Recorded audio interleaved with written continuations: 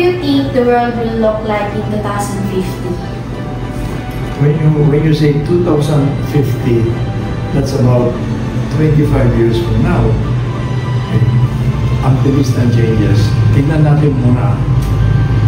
When I was young, kasi I was born 1943, ang changes na nakita ko until now were never in our thought. Hindi namin inisip yun. Although nanonood kami ng comics na mga space. Wala yun, akala namin so when you say 25 years from now, it is beyond our imagination. Pero kung ako mag-i-imagine, dalawa ang mangyayari. Kung walang World War, which is in-expect natin, Third World War. Kung wala, very progressive tayo. Pero kung merong World War, which is sinasabi na meron, siguro mga 50% of the people or the population mawawar. And we will start from scratch. So, ano itong sinasabi ko? We will be depending on peace. Peace and of course, paniniwala sa Diyos. Kung wala yung dalawang yan, without the two, we are doomed. So, ano itsura? So, babalik tayo sa wala tayong ano. Except of course, if they will not erase those things that are recorded, like sa mga ginagawa natin ngayon, paano kung mawala lahat, ma-erase lahat. So, we will start from scratch. Parang panahon ni Jesus Christ. Walang gadgets, wala lahat. At yung alam natin, magsisimula tayo and we will be needing another intelligent people. Katulad nila Aristotle, mga ganun. And of course, baka magkakaroon din tayo ng bagong religion leaders na makaiba. Baka sinasamba na lang natin ngayon ay yung hindi natin alam. Now, let's go to the things that we hope for. Kami, wala na kami rito eh. Mabuti na kung umago pa ako ng another 20 years, wala na, no? So, what we mean is, kaming matatanda, we are preparing for our children, grandchildren, at saka anak ng mga grandchildren natin. So, kung doon tayo sa brighter side, napakaganda ang nangyayari sa mundo, lalo-lalo sa Pilipinas. Malay mo, baka by that time, lahat na ng kawatse pwede na lumipad. Oo, pwede magkaroon niya, magkaroon ng skyways. When I say skyway, hindi yung skyway na nakikita mo bridge, kundi may mga parang back Rogers. Kung alam niyo yung back Rogers, doon sa taas, may mga highway doon na dinadaanan ng mga kotse na hindi nagbabanggaan. Okay. And we can achieve that. Kasi ang technology ngayon, ang bilis eh. In fact, lahat ng gadgets ngayon, after another year, meron na namang bago. At ang maganda rito is, kung ma-perfect na lang nila yung artificial intelligence. So, at what will happen is, mababawasan ang population. Kasi makukontrol na lahat, yung ibang bigyan lang ang tiagala, achieve na lahat yan without using injections, more artificial intelligence. So, if you look at the brighter side of our future, sa tingin ko, maganda. Well, let's hope, hopefully, na magiging maganda ang takbo ng mundo. What are you most excited or worried about in the future? Okay.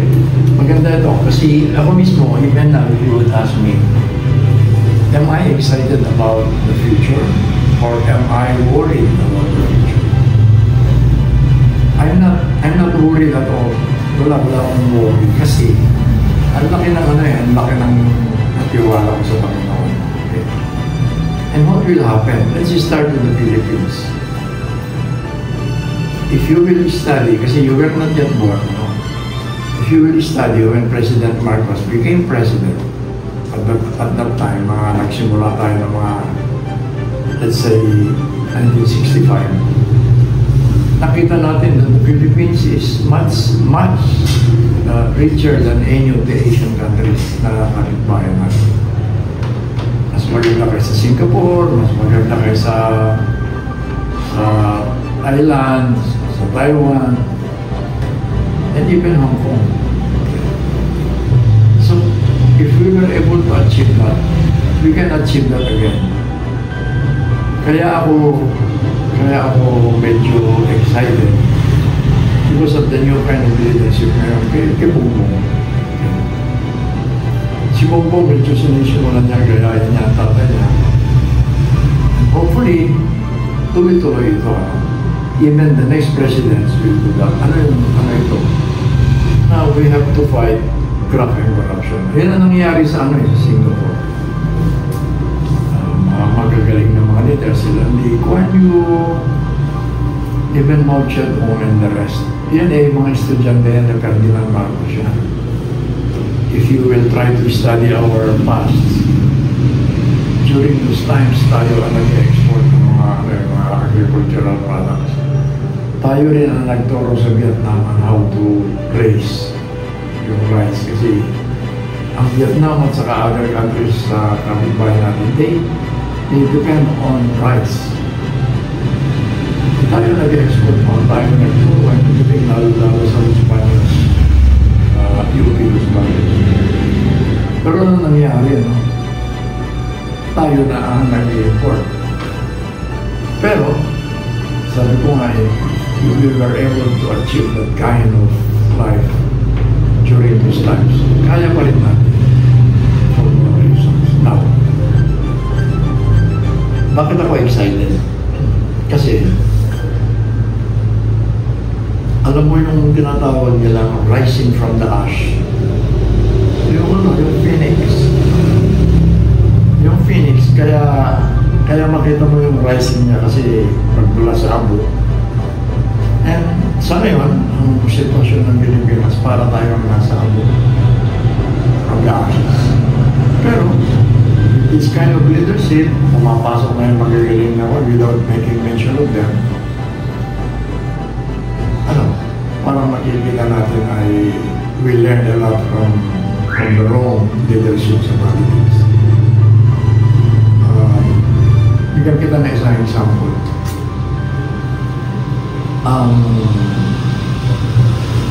Tawag nila ito ang addiction to drugs is worldwide. Hindi lang naman tayo. Pero ang Pilipinas, there was a time na kahit hindi ka addict, kung sinabi nilang gumagamit ka ng show, tutukhangin ka ang papagay. But the kind of leadership under mas marami siyang nanguhuli, pero walang pinamatay. And that's very exciting. That kind of future that pwede natin disiplinahin ng tao na hindi mo kailangan pumatay. And maganda yan. Ngayon, tuloy-tuloy that will be followed by the leaders in the future. That's what is very, very exciting. Aside from the fact na ang pera ng tao mapupunta sa project. Hindi katulad na ang projects mo ay or loose project. So, that's another kind of basis for my excitement. Okay. What advice would you give the youth today about creating a better future?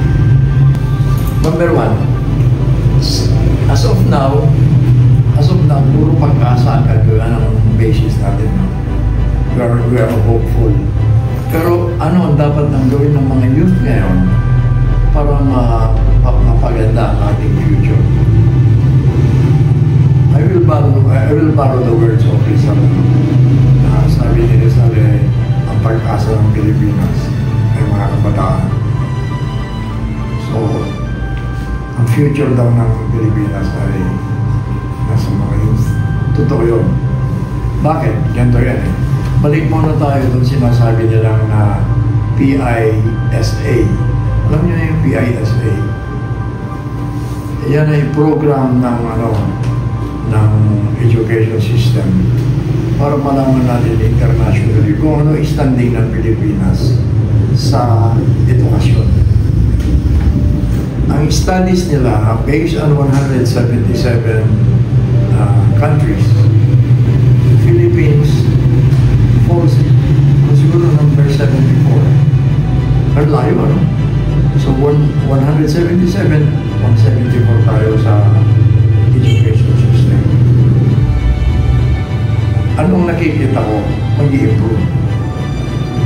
And there was a time na top 10 tayo.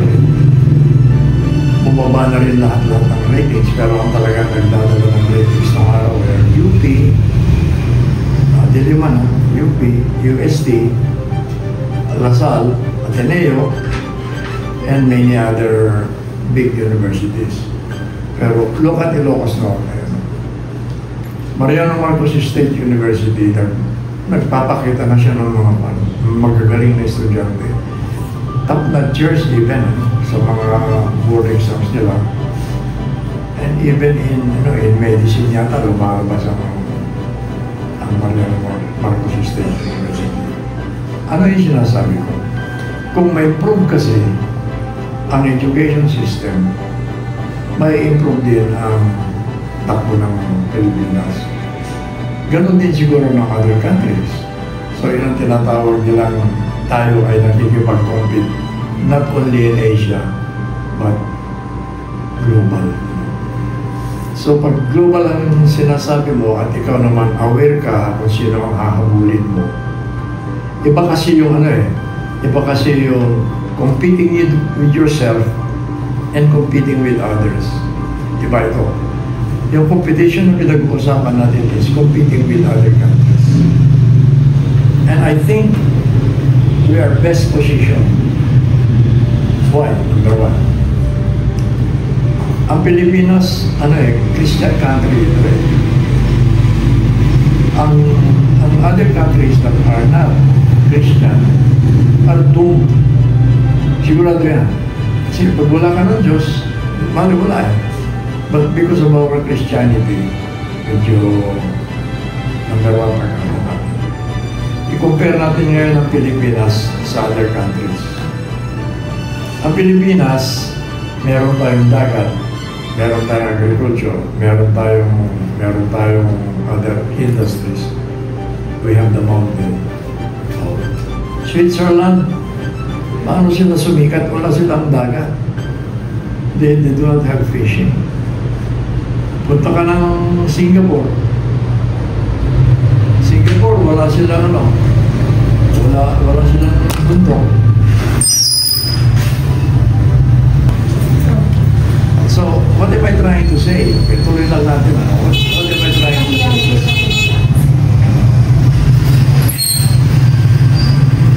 Exciting na nangyayari. Okay, I'll give you one specific example. Bakit yumaman ang Arabian countries, especially Saudi Arabia and the rest? Dahil nasa kanila ang langis. Okay. Pero kung pag-uusapan natin ng fuel, nasa Pilipinas ang pinakamagandang fuel. Ito yung tinatawag nilang heavy water. And the supply of heavy water is more than what Saudi Arabia and the US and Russia and the rest combined together. Nasa atin ang supply pagkakailangan mo ng para sa energy. Pero what will compete with fuels is later on magiging lahat na electric na or solar na or whatever. But still, we hold the biggest supply of fuel. Pangalawa, ang Pilipino ngayon ang kailangan ng mundo when it comes to labor. Ang labor supply ngayon ng buong mundo ay They depend so much on the Philippines. Sa mga nurses, sa mga engineers, sa mga doctors. In fact, kung di ako nagkakamali, Canada, I think, is in 1,000 or 100,000 Filipinos yata. Okay. So, ang future natin is nakapeg sa towards the future na stable. So, bakit ko sinasabing stable? Pag sinunod natin yung takbo ngayon, sa ngayon ha, na walang puknat. I mind you, 20 years from now, angat na tayo. Angat na angat, lalo sa economy. Now, excited din ako because of the kind of leadership na lumalabas. Ang Pilipino, sinasabi natin, ang Pilipino ang hirap i-disiplina. Hindi. Madali rin i-disiplina ang Pilipino. Kanya lang. Ang problema dito ay system. Okay, tignan nyo ha. Pag nagpunta ka ng abroad, let's say Hawaii na lang, kasi yun ang nakita ko eh. Ang Pilipino sa Hawaii, disiplinado eh. Pero pagdating sa Pilipinas, abusado. Why? Wala tayong system na maganda. Pero punta ka ng Clark Airways, punta ka ng Subic, disiplinado naman ang drivers doon. So, ibig sabihin, ang Pilipino madaling i-disiplina. Innate. Pag sinabi kong innate, dati tayong madaling madisiplina dahil Kristiyano tayo. Ang sinasabi nila na magandang basis ng discipline is Japan. Why? Kasi sa Japan, first time pa lang siya magpunta ng school, ang tinuturo na sa kanila is discipline. Good moral, good character, mga ganun. Eh, ang Pilipino, sa bahay pa lang, in the home, maganda ang discipline ng bahay. Ang sumira lang ay yung mga gadgets. Nung naging tayo, naging cyber tayo, fanatics. Nasira, kaya karamihan ng bahay ay bata ngayon, nagkaganyan, ano? At masira lang sandali yung telepono, nagwawala ang bata. Okay? Pero, nadinig ko, there is a system now na i-deviate nila yung isip ng bata para hindi laging nandito. And that's another exciting thing. Kasi pwede naman tayong mag-limit ng gamit. Gamitin mo lang pag importante masyado. Pero the most progressive time na nakita ko was our time. Wala kaming gadgets nung araw, pero progressive ang Pilipinas. So siguro, balik tayo sa mga bagay na mawala ito. Many people will disagree with me. Sasabihin nila, hindi, ang future depends on us and pero dapat lang limited ang technology. Huwag yung lahat na lang ng mag-arithmetic ka lang, kailangan mo ba ng calculator? Wala na, ang tao ngayon, hindi na masyadong magaling sa arithmetic. Eh, nung araw kami, trigonometry. Okay. So, the future is exciting. Maganda ang future natin. And hindi lang based sa sinasabi ko. Maraming dahilan, but we have a good future. So, nasa inyo, mga bata. And the future belongs to you. Marami tayong tanong kung anong pwede mangyari sa hinaharap. Tulad ng sinabi ni Sir Jose Castro Alvarez na kung hindi nangyari ang World War, siguro progresibo tayo. Dahil sa bawat action natin ay meron itong nakaakibat na consequences. Mapabuti man o hindi. Meron at merong mangyayari sa ayaw at gusto natin. Hindi natin ito mapipigilan dahil ang mundo ay hindi hihinto. Kung alam mo na ito'y makakabuti sa nakakarami, alam natin kung anong dapat iwasan. Dahil naniniwala ako kay Dr. Jose Rizal na tayong kabataan ang pag-asa ng bayan. Importante na alam dapat natin kung anong nararapat sa bawat isa. Magtulungan tayo dahil para rin ito sa mga susunod na henerasyon.